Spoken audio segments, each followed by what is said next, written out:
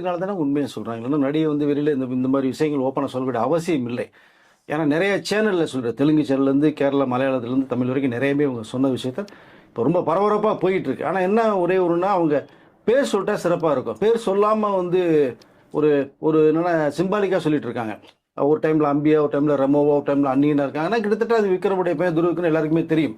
ஆனால் நீங்கள் எடுத்து போட்ட நிறைய இன்ஸ்டா பதிவுலாம் பார்த்தா அவர் இருக்கிற ஒரே லொக்கேஷன் எடுத்து போட்டதெல்லாம் பார்க்கும்போது இவர் தானே சொன்னாங்க. அப்படியே தான் விஜய் தேவரக்கொண்டாவும் ராஷ்மிகாவும் வந்து லவ் பண்ணது இல்லைன்னு சொன்னது, அப்புறமேல் இப்போ கல்யாணம் பண்ணி ரொம்ப ரொம்ப நல்ல வாழ்க்கையை வாழ்ந்துட்டு இருக்காங்க. அது மாதிரி நிறைய பேருடைய வாழ்க்கையெல்லாம் நான் வந்து நேரில் பார்த்தது கிடையாது. பட் கேள்விகள் நம்ம பத்திரிகைகள் இருக்கும்போது இது சந்தர்ப்பம் அப்படின்னு நிறைய விஷயங்கள் நம்ம பார்க்கும்போது தான் நிறைய நடிகருடைய லைஃபே பார்த்தீங்கன்னா மிகப்பெரிய கேள்விக்குரிய அமைஞ்சிருக்கு. ரொம்ப விருப்பப்பட்டு கல்யாணம் பண்ணிட்டு போவாங்க.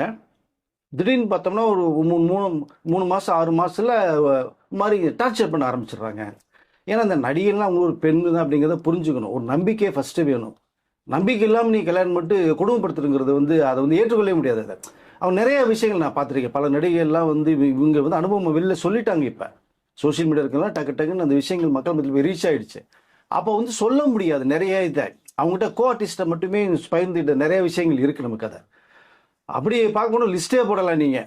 இப்போல்லாம் அதில் பாதி பேர் உயிரோடு இல்லை, பாதி பேர் இப்போ இருக்காங்க, இன்னமும் வாழ்ந்துட்டு தான் இருக்காங்க பிரிஞ்சு போய். அப்படிங்கிறத பார்க்கும்போது பார்த்தா அனுபவம் வந்து அந்த ஒரு டாக்ஸிக் ஒரு லவ்வில் நான் வாழ்க்கையை வாழ்ந்தேன் அப்படிங்கிற மாதிரி தான் அவங்களோட இது சொல்லுது.